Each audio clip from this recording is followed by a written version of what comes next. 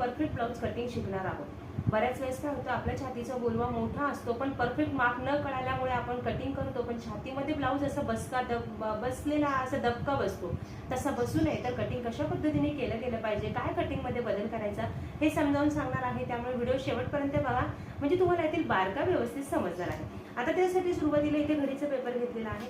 Pattern बनवताना मागचा भाग पुढचा भाग सोबत काढायचा, म्हणजे कमी वेळामध्ये आपलं पेपर पॅटर्न तयार होतं। आता पॅटर्न बनवताना सुरुवातीला आपण इकडनं 1.5 इंच अंतर आधी सोडून देणार आहोत। आता जर तुमची छातीचा गोलवा कमी आहे, कप साईज नॉर्मल मीडियम आहे, तर हे अंतर सोडायचं नाहीये। जर छातीचा गोलवा जास्त असेल तर हे अंतर सोडायचं आहे। हे ब्लाऊज अंगामध्ये खूप सुंदर बसतं। कटिंगची पद्धत सोपी आहे। तुमचं पेपर पॅटर्न परफेक्ट तर तुमचं ब्लाऊज परफेक्ट असणार आहे। त्यामुळे तुम्ही पेपर पॅटर्न परफेक्ट शिका, म्हणजे तुम्हाला ब्लाऊज कटिंग आणि शिवण अवघड जाणार आहे। आता सर्वात महत्त्वाचं उंचीचं माप घ्यायचं। ब्लाऊजची उंची 13 इंचापेक्षा कमी घ्यायला नको। जर त्या ताईंची उंची जर खूप कमी असेल तर ब्लाऊजची उंची 12-13 घ्या, पण त्यापेक्षा ब्लाऊजची उंची कमी घ्यायची नाही। ब्लाऊजची उंची 13 इंचापेक्षा जास्त असेल। आता आपली ब्लाऊजची उंची आहे 14 इंच, 1 इंच शिलाई मार्जिन ॲड केलं 15 इंच। आज आपण हे मोठ्या मापाचं कटिंग शिकतोय, लक्षात घ्या। आज आपण हे 40 छातीच्या मापाचं पेपर पॅटर्न बनवतोय। तर आता आपल्याला शोल्डर घ्यायचं आहे 5.5 इंच। सगळी मापं अशीच टाकायची आहे, यात बदल काही करायचा नाही। आणि प्रत्येक छातीनुसार हे शोल्डर मुंड्याच्या मापांमध्ये बदल होत असतो, आणि सगळी मापं आपण चार्टमध्ये दिल्यानुसारच आपल्याला ही सगळी मापं घ्यायची आहे। मुंडा आपण घेणार आहोत 6 इंच। हे अंतर पट्टीने जोडून घेऊया। पेपर पॅटर्न बनवताना पट्टीचा वापर करा, म्हणजे तुमचे आकार व्यवस्थित येतील। त्यानंतर इथे घ्यायचं छातीचा चौथा भाग। आता 40 छातीचा आहे, त्यामुळे छातीचा चौथा भागाला 10 इंच, आणि यात आपण 2 इंच शिलाई मार्जिन ॲड करणार आहोत। हे अंतर पट्टीने आखून घेऊया आणि सरळ खाली जोडून घ्यायचं। कमर घेण्याचं अंतर घ्यायचं नाही, पण जर छातीच्या मापापेक्षा कमर घेर खूपच कमी असेल तर कमर घेण्याचा चौथा भाग अधिक 2 इंच शिलाई मार्जिन असं माप आपल्याला ह्या ठिकाणी घ्यायचं आहे। त्यानंतर ह्या पॉईंट पासून बाहेरच्या बाजूला 1.5 इंचावर मार्किंग करायचं आणि मागच्या मुंड्याचा गोलाकार द्यायचा। आता मुंड्याचा आकार देताना आपल्याला फक्त हे पॉईंट मॅच करायचे, लक्षात घ्या। ह्या पॉईंटला आल्यानंतर वरती आपला हात शोल्डरपर्यंत जोडला गेला आहे। हा झाला मागच्या मुंड्याचा आकार। पुढच्या मुंड्याच्या आकारासाठी ह्या पॉईंट पासून इकडे 1 इंचाचं मार्किंग केलं, इकडे 1 इंचाचं मार्किंग केलं। मग हे मार्किंग आणि शोल्डर हे जे अंतर आहे याचं मध्य करायचं, आणि मध्यापासून 1/2 इंच मध्ये घेऊन आपल्याला हे पॉईंट मॅच करत आपल्याला हा पुढच्या मुंड्याचा गोलाकार द्यायचा। मुंड्याचे आकार देण्याची ही अगदी सोपी पद्धत आहे। ब्लाऊज कुठेही बिघडत नाही, मुंड्यामध्ये ब्लाऊज आपला अगदी परफेक्ट बसतं। त्यानंतर आपल्याला याची गळाखोली। आता गळाखोली घेताना जर तुम्हाला तयार ब्लाऊज शिवून तयार झाल्यानंतर शोल्डरची पट्टी छोटी हवी असेल तर गळाखोलीचं अंतर जास्त घ्या। पट्टी जर तुम्हाला मोठी हवी आहे तर गळाखोलीचं अंतर कमी घ्यायचं आहे। तुम्हाला हे अंतर किती हवं आहे त्यानुसार तुम्हाला हे अंतर ठरवायचं आहे। मी आता इथे गळाखोलीचं अंतर घेतलं 3.5 इंच, म्हणजे ही ज्यावेळेस आपली शोल्डरची तयार होणार पट्टी जास्त छोटी पण नसणार आहे आणि जास्त मोठी पण नसणार आहे, त्यामुळे मी इथे अंतर घेतलं हे 3.5 इंच। मग त्यानंतर आपल्याला इथे पुढच्या गळ्याची उंची घ्यायची आहे। गळ्याची उंची आहे 6 इंच, अर्धा इंच शिलाई मार्जिन ॲड केलं 6.5 इंच। गळे तुमच्या आवडीप्रमाणे तुम्ही घेऊ शकता, आणि इथे कोपऱ्यात गळ्याला आकार द्या। त्यानंतर आता इकडच्या बाजूने योगपट्टीसाठी आपण 3 इंचावर मार्किंग करणार आहोत, आणि फिटिंगच्या बाजूकडनं 2.5 इंचावर मार्किंग करणार आहोत।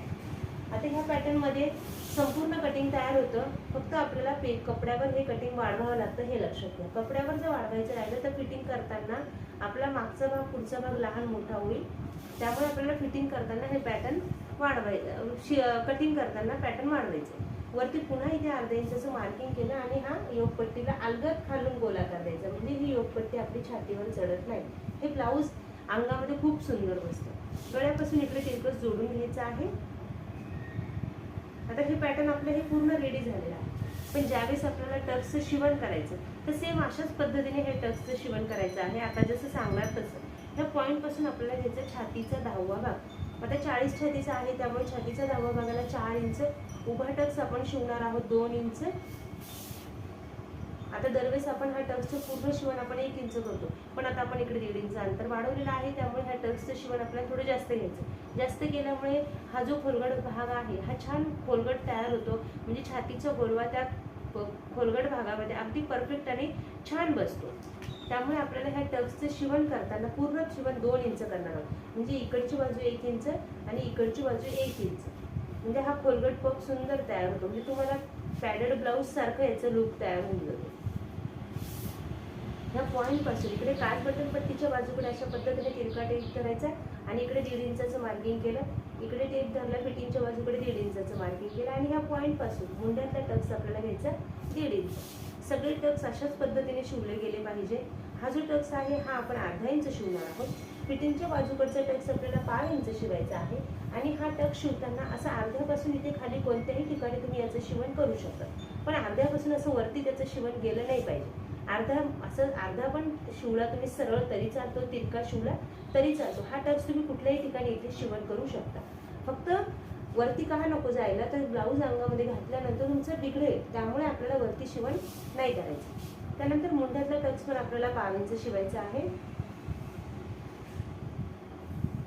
हे अशा पद्धतीने पूर्ण टक्सचं आपल्याला हे शिवण करायचं आहे. आता आपण याचं कटिंग करून घेऊया. नवीन बघणाऱ्यांनी जर अजून चॅनलला सबस्क्राईब केलेलं नसेल तर चॅनलला सबस्क्राईब करून नवीन व्हिडिओच्या अपडेटसाठी बेल आयकॉन ऑलला क्लिक करा आणि व्हिडिओला लाईक करून जास्तीत जास्त शेअर करा. प्रत्येक छातीच्या मापाचे व्हिडिओ आपल्या यूट्यूबला अपलोड आहे, त्याची लिंक डिस्क्रिप्शनमध्ये दिलेली आहे. आता हा झाला पुढचा भाग, हा झाला मागचा भाग. आता हे जे आपण साईडला 1.5 इंच वाढवलेलं आहे हे फक्त पुढच्या भागासाठी असणार आहे, मागच्या भागासाठी नाही. त्यामुळे हे मागच्या भागातून आधी काढून टाकूया आणि त्यानंतर आपण पुढच्या भागाचं कटिंग करूया. 1.5 इंचाचं मार्किंग करून आपण हे आखून घेऊया आणि याचं कटिंग करून टाकू. आता हे जर कटिंग करायचं विसरलात तुम्ही तर तुमचं ब्लाऊज बिघडेल. त्यामुळे हे कटिंग करायला विसरू नका. पेपर पॅटर्न कटिंग करतानाच अगदी परफेक्ट करून घ्या. म्हणजे त्या फक्त तुम्हाला कपडा कटिंग व्यवस्थित करता आलं पाहिजे.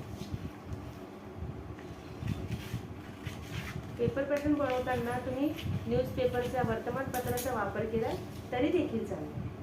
त्यानंतर इथे गळाखोलीचं अंतर घेतलं 3.25 इंच. गळ्याची उंची मागची तुमच्या आवडीनुसार घ्यायची आहे. उंची अधिक अर्धा इंच शिलाई मार्जिन. 9.5 इंचाचा गळा आहे, अर्धा इंच शिलाई मार्जिन ऍड केलं 10 इंच.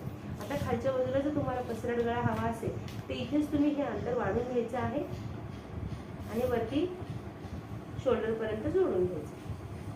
गळे तुमच्या आवडीनुसार तुम्ही बदल करू शकता. कशा पद्धतीचे तुम्हाला गळे शिवायचे आहेत ते तुमच्या आवडीनुसार तुम्ही शिवू शकता. आणि इथे कोपऱ्यात गळ्याला गोलाकार. त्यानंतर आपण हा खालचा टक्स घेणार आहोत आडवा 4.5 इंच आणि उभा टक्स गळ्यापेक्षा 12 इंचाने कमी. म्हणजे उभा टक्स आपण 4 इंच घेणार आहोत आणि याचं पूर्ण शिवण आपल्याला करायचं आहे 1 इंच. म्हणजे इकडची बाजू अर्धा इंच आणि इकडची बाजू अर्धा इंच. हा टक्स पण कसा प्रॉपर शिवला गेला पाहिजे याचा व्हिडिओ अपलोड आहे. कशा पद्धतीने टक्सचं शिवण करा. म्हणजे मागच्या बाजूला इथे जो तुमच्या ब्लाऊजला घोळ पडतो, गुढ्या पडतात तसं पडणार नाही आणि ब्लाऊज तुमचा अगदी परफेक्ट तयार होईल. हे झालं आपलं मागच्या भागाचं पॅटर्न तयार. आता आपण पुढच्या भागाचं कटिंग करून घेऊया. आता पहिले मुंड्याचा आकार कापून घेऊया.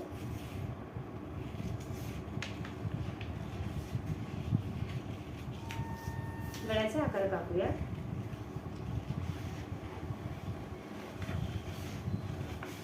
ज्यावेळेस तुम्ही ब्लाऊजचं शिवण करताना ज्यावेळेस तुम्ही गळ्याची पायपिंग कराल तर गळ्याची पायपिंग करण्याच्या आधी परत एकदा गळा मोजून त्याला फिनिशिंगचा गोलाकार द्यायचा आहे आणि त्यानंतर गळ्याला पायपिंग करायची आहे. मागचा गळा तुम्ही डायरेक्ट शिवण करू शकता.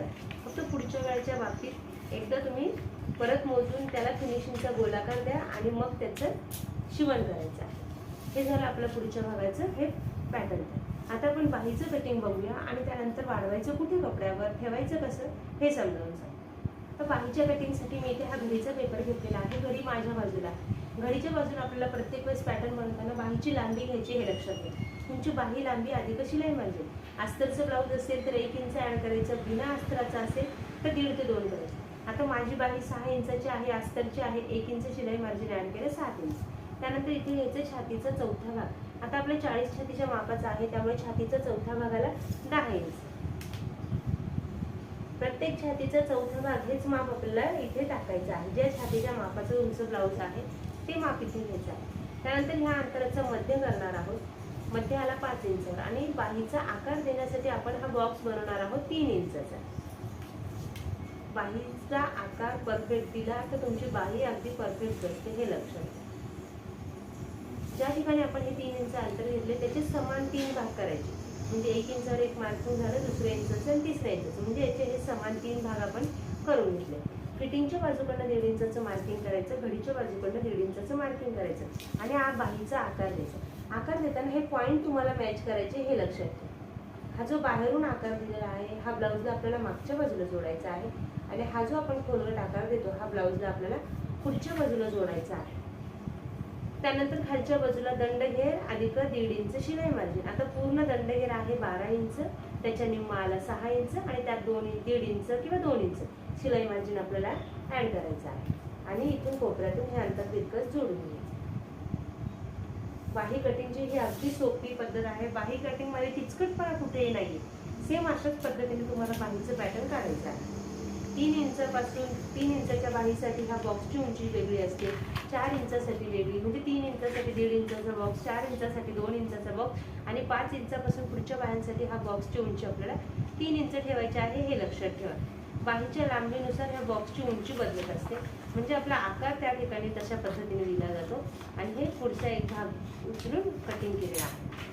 हे अशा पद्धतीने आपलं बाहीचं कटिंग तयार झालंय. नवीन शिकणाऱ्या काहींनी काहीतरी मार्किंग करा की ही बाजू पुढची आहे, ही बाजू मागची आहे, म्हणजे ज्यावेळेस ब्लाऊजचं शिवण ब्लाऊजला ही बाही जोडणार तर ही जी खोलगट भाग आपण आकार दिलेला आहे ही बाजू आपल्याला ब्लाऊजला पुढच्याच बाजूला जोडली गेली पाहिजे आणि ही मागेच जोडली गेली पाहिजे. जर तुम्ही हे जोडताना उलट सुलट केलं तरी तुमचा ब्लाऊज बिघडू शकतो. त्यामुळे हे शिवताना उलट सुलट न होता परफेक्ट अशाच पद्धतीने जोडलं गेलं पाहिजे. सेम अशा पद्धतीने आपल्याला हे संपूर्ण ब्लाऊज कटिंग करायचं आहे.